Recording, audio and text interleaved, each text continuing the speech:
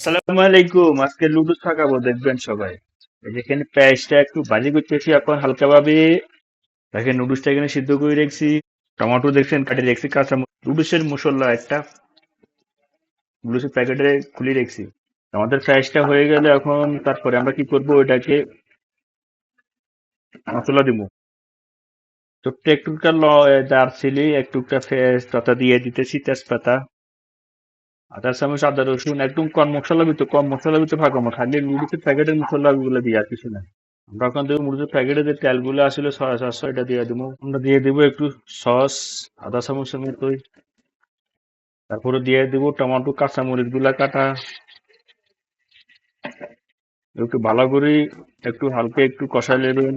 Tomato, কাঁচামরিচ, হালকা একটু ম্যাগি মশলা দিয়ে দিব। দেখেন কতটুকু দিই, বাস হালকা, বেশি না। মশলাটা একটু লাড়ে দিবেন ভালো করে। তারপর আমরা নুডলসের যে মশলাটা আছে এই মশলাটা দিয়ে দেবো। আমাদের গরু গোছ আসলে রান্না, এখান থেকে 2 পিস 3 পিস মাংস লেছি, এটা ছোট ছোট করে তখন এটা লগে দিব মশলার সাথে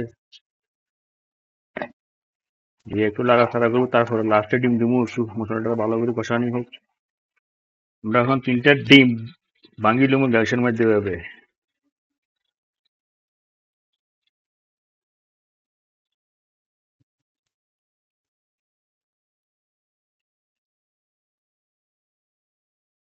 ডিমগুলো একটা সামগ্রী ভালো করে এটাকে একবার ফুলে পানির মতন গুলিয়ে নেবেন ওইভাবে। আমাদের ডিমটা গোলা শেষ। এখন আমরা ডিমটা মশলার সাথে দিয়ে দিব।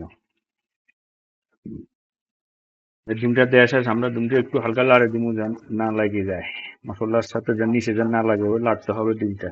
যে পর্যন্ত ডিমটা না হবে পর্যন্ত আপনি এবার লাগতে থাকবেন, তখন দিন পরে কিন্তু লাগিয়ে যাবে নিচে, যে দেখতে নেবে পরে লেগে যাবে। এবার লাড়বেন। ডিমটা যখন আপনি একদম পুরোপুরি হয়ে যাবে তখন যে আপনি নুডলস ব্যবহার করবেন। দেখছেন একদম কম মশলার ভিতরে মশলা দিয়ে না, খালি হালকা একটু ম্যাগি মশলা দিচ্ছি সামান্য কিছু। আমার ডিমটা কিন্তু হয়ে গেছে মশলাটা, তখন এবার জর্জরা হয়ে যাবে, তখন আপনি নুডলস দিয়ে দিবেন। আমরা এখন নুডলসটা দিয়ে দেবো। এই যে নুডলস দেওয়া শেষ। আমাদের নুডলসটা দেওয়া শেষ, এখন নুডলসটা এভাবে হালকা হালকা লাড়ে দিবেন যার নিচে যেন না লাগে, সুন্দর মতো নেবে। পুরোটা মশলা নুডলসের গায়ে গায়ে করবেন।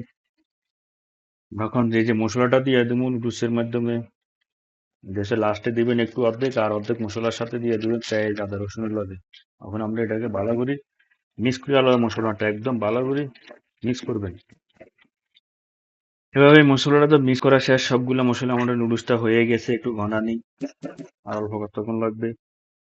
তো ভাই দেখুন আমাদের নুডলসটা হয়ে গেছে, মাশাআল্লাহ খুব সুন্দর হয়েছে। এবার কম মশলার ভিতরে নুডলস পাকাবেন, ইনশাআল্লাহ খেতে খুব ভালো লাগবে আপনার থেকে, এবং কি আপনার বাচ্চা কাচ্চা যাদের আছে তাদেরকে খাওয়াতে পারবেন। সবাই ভালো থাকবেন, সুস্থ থাকবেন। নুডলসটা কিরকম হয়েছে অবশ্যই জানাবেন। আর যারা এভাবে পাকাবেন কম মশলার ভিতরে, অবশ্যই খুব খেতে সুস্বাদু হবে। আল্লাহ হাফেজ। রেসিপিটা কিরকম হয়েছে সবার কাছে পৌঁছাইয়া দিবেন, শেয়ার করে দিবেন ভিডিওটা।